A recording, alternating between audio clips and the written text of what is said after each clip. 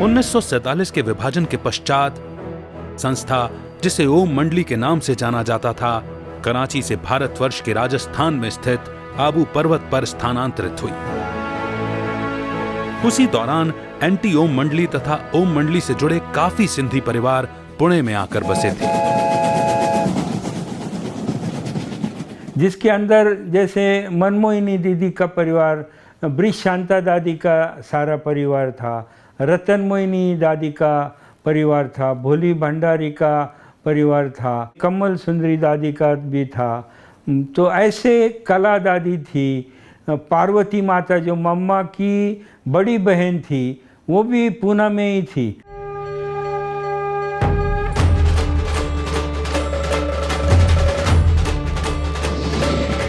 पुणे, जिसे महाराष्ट्र की सांस्कृतिक राजधानी के नाम से भी जाना जाता है, अपनी शैक्षिक सुविधाओं के लिए भी प्रसिद्ध है, जिस कारण पुणे को विद्या नगरी भी कहते हैं। इसी विद्या नगरी में जगदम्बा सरस्वती जी ने आकर ईश्वरीय सेवाओं का पौधा लगाया। उस समय क्या हुआ कि बम्बई की तो सेवाएं हुई, उसके बाद मम्मा का, मातेश्वरी का पूना आना हुआ, और जब मातेश्वरी सेवा अर्थ पूना में आई तो कई मास तक मातेश्वरी पूना में रही हुई थी। मातेश्वरी जी के प्रभावशाली प्रवचनों के कारण संस्था से दूर हुए काफी परिवार फिर से जुड़ने लगे। उनकी वाणी में इतनी आध्यात्मिक शक्ति थी जो संस्था के विरोधी रहे लोग, जिन्हें एंटी ओम मंडली के नाम से जाना जाता था, वे भी ईश्वरीय ज्ञान सुनने लगे। पुणे की सेवाओं का समाचार सुनकर साकार बाबा ने मधुबन से मातेश्वरी जी को पत्र द्वारा संदेश दिया कि वहां की सेवाओं को आगे बढ़ाने के लिए विशेष जनक बेटी को रखा जाए। 2 मास के बाद मम्मा का प्रोग्राम बेंगलोर जाने का था। फिर मम्मा ने जानकी दादी को पूना में रखा। इस प्रकार मातेश्वरी जगदम्बा जी ने पुणे में आध्यात्मिक सेवाओं का पौधा लगाया, जिसको आगे चलकर दादी जानकी जी ने 1958 से लेकर 1974 तक अपनी त्याग, तपस्या और सेवा से वट वृक्ष में परिवर्तित कर दिया। बाबा के आदेशानुसार 1958 में जानकी दादी का पुणे आगमन हुआ। दादी जी ने अपने त्याग तपस्या से अनेक बातों का सामना करते हुए भी एक ईश्वर को अपना साथी बनाकर आध्यात्मिक सेवाओं में वृद्धि की। एक ही रूम में दादी रहती थी, वही दादी का बेडरूम था, वही दादी का किचन था, और वही खटिया पर बैठ करके दादी क्लास भी कराती थी। कई बार लोग फिर जब गैलरी से कुछ चीज़ें खाते थे, गंदी चीज़ें, और उसके टुकड़े दादी के कमरे के आगे डाल देते थे, जिसके कारण दादी को नफरत आ जाए। फिर भी दादी उनसे प्रेम से व्यवहार करती थी, और बाद में कई लोगों ने कहा कि आप यहाँ पर नहीं रह सकते हैं, तो दादी को वो स्थान भी बहुत जगह चेंज करने में पड़े। समय ऐसा भी आया जब दादी को एक मकान छोड़ना था और आगे कोई मकान किराए पर नहीं मिल रहा था, पर एक बल, एक भरोसा रख दादी जी सामान लेकर निकल पड़ी। दादी जी के साथ सुंदरी बहन जी तथा सरला दीदी जी भी थे। क्लास लगती थी, जब भी दादी वाणी पढ़ने लगती तो वो उधर से बजाने लग जाते। जो 2-4 भाई आते थे उनके साइकिलों की हवा निकाल देनी। उन्होंने बोला ये खाली करना पड़ेगा बंगला। तो बेचारियों ने कोई इतना सामान नहीं था, बैग लेके और निकलने लगे। और मेरा भाई ऊपर से पहुंच गया तो बोला दादी कहाँ जा रही हो? कहती हमने ये जगह वो हमारे से खाली करवा ली है, और हम किधर भी जाएंगे जिधर जगह मिलेगी। तो मेरे भाई ने सूटकेस पकड़ लिया, बोला चलो मेरे घर। मैंने अभी अपना घर बनाया है। तो दादी जानकी को, सुंदरी को, सरला को, तीनों को लेके अपने घर में आ गए। वो हमारे हाथ का तो किसी के हाथ का नहीं खाती थी, और रसोई में खुद ही बनाती थी। हमने उसके हाथ, दादी जानकी के हाथ का 2 महीने खाना खाया, और दादी बड़े प्रेम से और टेस्टी खाना बनाती थी। भले ही स्थान बदलते गए, किंतु दादी जी का लक्ष्य कभी न बदला। वो तपस्वी बन मुश्किलों में भी मुस्कुराते हुए ईश्वरीय सेवाओं के मार्ग पर आगे बढ़ती गई। फिर एक किराए का मकान मिला, वहाँ पर भी दादी जी ने बहुत आत्माओं की बहुत अच्छी सेवा किया, गुरु नानक नगर। और फिर उसके बाद सुंदरी बहन जी की माता जी का मकान था जो रोड पर था, मेन रोड पर था, तो गोपी बहन उनका नाम था। तो उनकी अपनी एक बिल्डिंग थी और उसमें एक फ्लैट जो है वो सेंटर के लिए उन्होंने दिया हुआ था। और वहाँ शंकर सेठ रोड करके बड़ा हाईवे रास्ता था। बात लगभग 1967 की होगी, जब रोड के दूसरी ओर बिल्डर अतुर संगतानी जी पुणे की पहली cooperative housing society Meera society का निर्माण कर रहे थे। जो गोविंद दादा जो थे, जो यज्ञ के शुरू में थे और बाद में वो पूना में सेट हुए, जानकी दादी ने कहा कि आपने यहाँ पर एक फ्लैट बुक कराया है और मैं समझती हूँ कि यज्ञ की सेवा के लिए, सेंटर के लिए ये स्थान बहुत अच्छा है। दादी जी के कहते ही तुरंत गोविंद दादाजी ने अपना फ्लैट सेवा केंद्र के लिए दे दिया और यहीं से बेहद सेवाओं का आरंभ हुआ। अनुशासन, खुद की पढ़ाई, खुद के ऊपर पूरा ध्यान। ये तो हम जानते हैं कि दादी जी को पूछा गया था कि दादी आप सेवा कितना करती हो और स्वपुरुषार्थ कितना करती हो, तो दादी ने यही कहा था कि 90% मैं खुद का पुरुषार्थ करती हूँ, 10% सेवा करती हूँ। लेकिन उनके खुद के पुरुषार्थ के कारण ही आज हम देखते हैं कि उनके द्वारा जो सेवा हुई वो आश्चर्यजनक सेवाएं होती गई।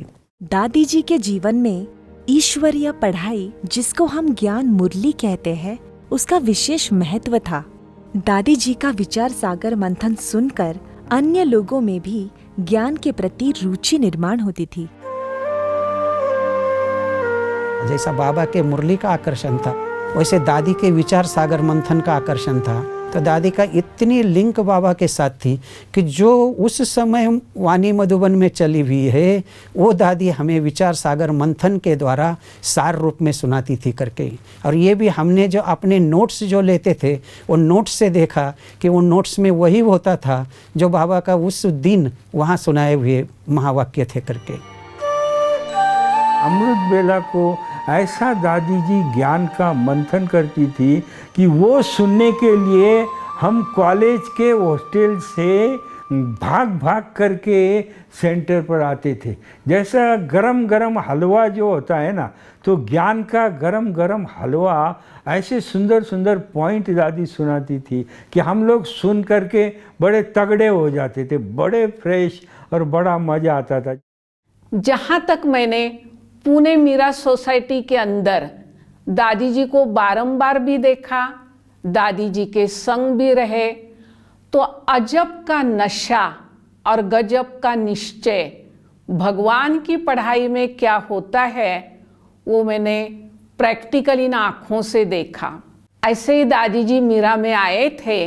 दादी जी आँखों पर चश्मा रख के हाथ में उसी डेट की मुरली लेके आई। नाश्ते के बदले दादी जी मुरली पढ़ती रहे और हम बहनों को थोड़ा संकोच होता रहा कि कैसे हम दादी जी के सामने नाश्ते की प्लेट रखेंगे। सब बहनों को मैंने इशारों से बुलाया कि देखो आज भी दादी जी इस उम्र में, हालांकि टाइम नाश्ते का है, लेकिन दादी जी का पढ़ाई पर कितना अटेंशन है और कितनी न बुद्धि की कमाल की एकाग्रता है, जो दादी जी कोई भी तरफ ध्यान न देते हुए उन महावाक्यों को अपने जीवन में धारण करने के लिए वो कितना ना अटेंशन दे रही है। दादी जी इकोनॉमी का अवतार थी। वह खुद बचत करती थी और अपनी सेंटर पर रहने वाली सेवाधारी बहनों को भी अपने कर्मों द्वारा बचत करना सिखाती थी। चाहे वो धन हो या भोजन हो, संकल्प हो या बोल हो, दादी जी कुछ भी वेस्ट नहीं होने देती थी। मैं एक दिन भोजन बना रही थी, दादी अचानक आई तो देखा कि कैसे उस समय जो है दिया सलाई का समय था, तो ये एक काड़ी लगाई और उसको हमने छोड़ दिया क्योंकि जल गई थी। तो ऐसे 2 या 3 काड़ियाँ जली हुई पड़ी थी। तो दादी जी आते ही देखा कि ये तो जली हुई गिरा दिया है। तो दादी ने उठा करके तुरंत एक छोटी सी डब्बी में उन जली हुई काड़ियों को रखा। दादी जली हुई को क्या करेंगी? दादी ने तुरंत जली हुई काड़ी को एक तरफ से जला करके दूसरी तरफ जला दिया। तब मेरी समझ में आया कि एक काड़ी 2 बार भी काम कर सकती है। ये थी दादी की एकानामी। 3 किलोमीटर के फासले तक जो प्रदर्शनी रखी जाती थी, चित्र लेकर के पैदल वहाँ जाना है, कोई ऑटो फेयर नहीं, ऑटो से नहीं वगैरह नहीं। और जब हम क्लास के बाद योग करके सेवा पर गए हुए हैं तो हमारे पीछे मतलब क्लास होने के बाद स्वयं दादी एक आधा पौन घंटा या ज़्यादा से ज़्यादा 1 घंटा के अंदर दादी उस स्थान पर पहुंच जाती थी। पैदल हमारा नाश्ता लेकर के दादी उस स्थान पर आती थी और देखती थी आप कैसे रीति से सुना रहे हो करके। और सिर्फ ये नहीं देखती थी कि आप कैसे सुना रहे हो, आपकी स्थिति किस प्रकार की है, क्योंकि दादी का ये था जिन आत्माओं को आप प्रदर्शनी समझा रहे हो करके उन आत्माओं को सुनने के लिए एकाग्र करने की जो शक्ति है वो आपके साथ है करके, इसलिए आपको आत्माभिमानी स्थिति में स्थित होकर के प्रदर्शनी समझानी है करके। दादी जी अपने संकल्प, वचन और कर्म में बहुत एक्यूरेट थी। हर छोटे से छोटे कर्म में भी दादी जी का परफेक्शन झलकता था। दादी जी को समय का भी बहुत महत्व था। दादी जी सवेरे उस समय 2:30-3 बजे उठती थी और दादी हमेशा कहती थी 3 से 8 बजे तक, सवेरे 3 से लेकर के 8 बजे तक ये मेरा परमात्मा को दिया हुआ, बाबा को दिया हुआ अपॉइंटमेंट है। इसके बीच में कोई भी मेरे से संपर्क ना करे। 8 के पहले दादी को कोई भी फ़ोन नहीं कर सकते थे, न दादी किसी से बोलना चाहती थी। जो मर्यादाएं है, जो नियम है, जो श्रीमत है, दादी का ये था कि 100% पालन होना चाहिए और सबके लिए, मतलब किसी के लिए ये नहीं, सबके लिए उसका पालन होना चाहिए। दादी का खास रहता था और उसके लिए दादा शक्ति भी देती थी और वो इस प्रकार का हो गया कि सारे जीवन में, ईश्वरीय जीवन में जो है अनुभव करती आत्मा कि कायदे में ही फायदा है करके। और ये दादी ने जैसा कि जीवन में अनेकों के जीवन में भर दिया। दादी जी अपनी हाजिर जवाबी और ज्ञान की शक्ति से कई बार बड़े बड़े विद्वानों को भी निशब्द कर देती थी। एक बार हमारी प्रदर्शनी एक स्कूल में लगी थी, तो उस स्कूल में प्रदर्शनी होने के बाद वहाँ पर एक बड़ा शास्त्री आया हुआ था, बड़ा पढ़ा लिखा शास्त्री, शास्त्र ही लेकर के आया था और वहाँ था गीता का भगवान शिव है, कृष्ण नहीं है।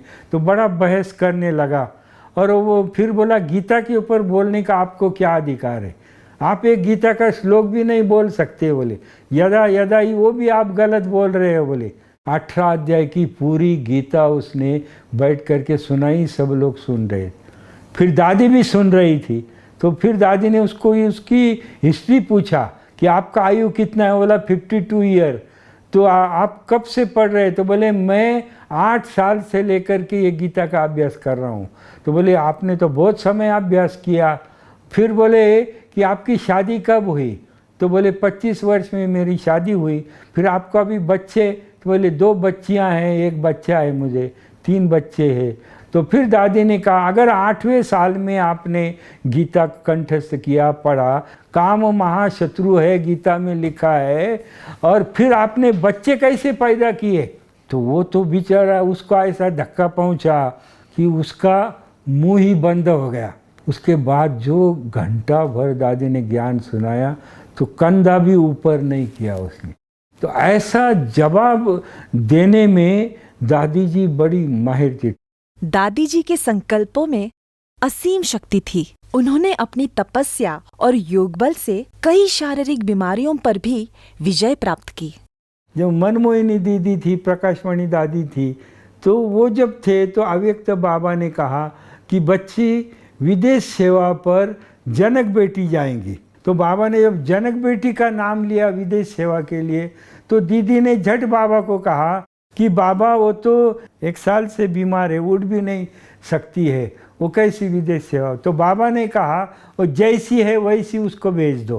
तो ये बाबा ने गारंटी लिया कि उसको ही विदेश सेवा पर जाना है। तो ये सारा समाचार मनमोहिनी दीदी ने जो है वो पूना में भेज दिया। और उसमें बाबा ने एक वाक्य ये भी कहा था कि बच्ची 1-1.5 साल से खटिया पर पड़ी है। बाबा ने कहा बच्ची का योग बल कहाँ गया, बच्ची का योग बल कहाँ गया। तो जब वो लेटर पूना में आया, हम लोगों ने भी वो लेटर पढ़ा था, तो वो जब लेटर जानकी दादी ने पढ़ा, 2-2 बहनों को तैयार होना पड़ता था और वो दादी को बिठाती। तो उस दिन दादी को किसी ने भी उठाया नहीं, दादी उठ करके खटिया पर बैठ गई। तो कहा सुंदरी मेरी दवाइयाँ जो है टैबलेट है वो सब ले कर के आओ। और जब टीपॉय के ऊपर रखा तो जो इंजेक्शन थे, क्योंकि दादी के 9 प्रकार के डिसीज थे, तो सुंदरी भाई ने सारी दवाई लाया, इंजेक्शन नहीं लाए। तो फिर दादी ने कहा सुंदरी मेरे इंजेक्शन लेकर के आओ। तो बोली अभी इतने भारी इंजेक्शन, तो इंजेक्शन भी लेकर के टीपॉय पर रखे। और फिर दादी ने कहा कि वेस्ट बॉक्स लेकर के आओ। तो बोले वेस्ट बॉक्स, तो बोले लाओ न। मैंने कहा वो वेस्ट बॉक्स लेकर के सामने रखा और सारी दवाइयाँ, सारे टैबलेट, सारे इंजेक्शन अपने हाथ से दादी ने सारे वेस्ट बॉक्स में सारी दवाइयाँ, क्या सभी बहनें हैरान हो गई। लेकिन दादी को जैसे एक पावर आ गई, ज़बरदस्त पावर आ गई। फिर दादी खुद खटिया के नीचे उतर गई, तो बहनें भी देखते रही। फिर दादी ये रूम से दूसरे रूम से तीसरे रूम, क्लासरूम सभी घूमने लगी। और सभी बहनें बोली दादी को क्या हो गया, दादी खुद चल रही है, खुद इधर हाल में जाती है, करती है। दादी मुरली भी पढ़ने लगी। इतना 7 दिन में इतना ज़बरदस्त दादी का परिवर्तन हुआ। और दादी ने बाबा को पत्र लिखा कि बाबा मैं विदेश सेवा पर जाने के लिए तैयार हूँ। केवल पुणे में ही नहीं बल्कि कोल्हापुर, सांगली, परभणी, नांदेड़, श्रीरामपुर, राहुरी जैसे अनेक स्थानों पर दादी जी ने सेवाएं बढ़ाईं। महाराष्ट्र से बाहर हैदराबाद तथा गोवा की सेवाओं का बीज भी दादी जी द्वारा ही डाला गया। जब जोन बन गए तो महाराष्ट्र जोन की इंचार्ज जानकी दादी थी। दादी वृक्ष शांता जो कल्पवृक्ष के जड़ में दिखाई देते हैं, जो ब्रह्मा बाबा की ब्राह्मणी थी, ऐसी शीतलमणि दादी भी पूना में रही। और जानकी दादी, इन सभी दादियाँ आपस में बहुत प्रेम से आपस में रहते थे, सेवा करते थे। और दादी के डायरेक्शन प्रमाण सभी अच्छी तरह से चल रहे थे।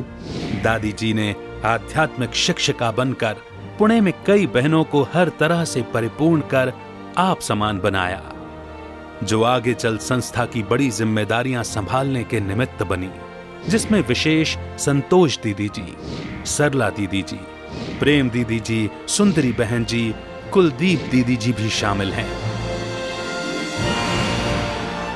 दादी जी की पुणे में इन अविरत आध्यात्मिक सेवाओं को गौरवान्वित करते हुए पुणे महानगर पालिका की ओर से मेयर मोहन सिंह राजपाल जी ने 18 जून 2011 में दादी जी को पुण्य भूषण पुरस्कार से सम्मानित किया।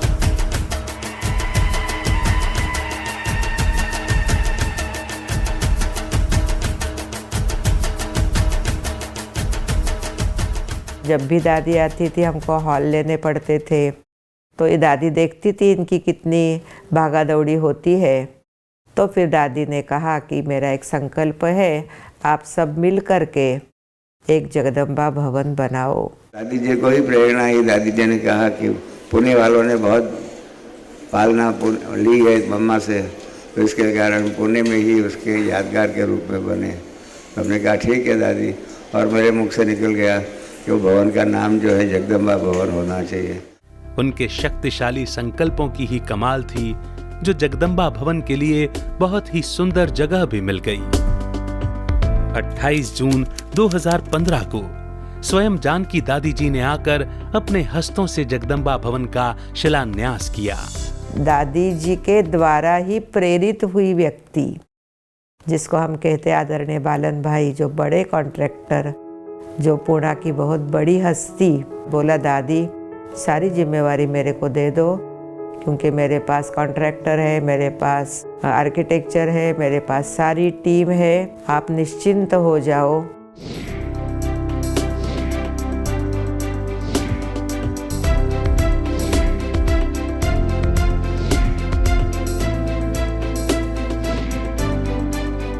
विशेष उस समय हमारे जगदम्बा भवन के लिए आदरणीय जयंती दीदी का भी बड़ा सहयोग है, उनका भी ध्यान रहा। बीमारी के कारण रमेश भाई आना जाना नहीं कर पाते थे, लेकिन उस समय हमारे आदरणीय हरिलाल भाई जी ने भी बहुत ध्यान रखा। बालन भाई को भी बहुत सहयोग देने वाले हमारे ईश्वरीय विश्वविद्यालय के तरफ से एक भाई है, वो है जांभळे भाई। साथ साथ हमारी आदरणीय संतोष दीदी जी जो महाराष्ट्र जोन के इंचार्ज है, उनका भी ध्यान बहुत रहा और 1.5 साल के अंदर ये मकान पूरा हुआ।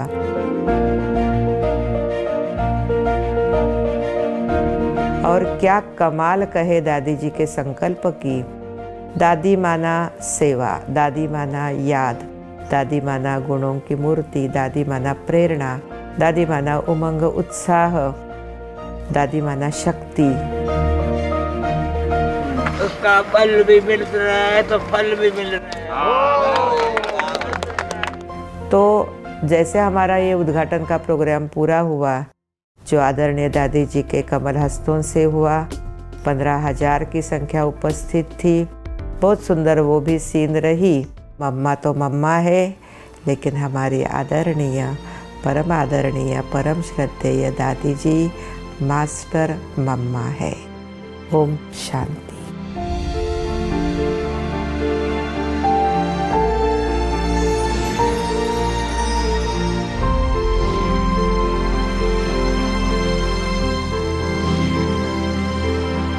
एक 104 की उम्र तक दादी जी ने अपने हर एक श्वास को ईश्वरीय कार्य में सफल किया। भारत से लेकर विदेश तक दादी जी ईश्वरीय सेवाओं के विस्तार में निमित्त बनी रही, लाखों लोगों के जीवन में परिवर्तन लाया। तो आज हम सभी दादी जी के स्मृति दिवस पर उनके जीवन से प्रेरणा लेकर हमारे जीवन में सकारात्मक परिवर्तन लाने का प्रण लेते हैं। ओम शांति।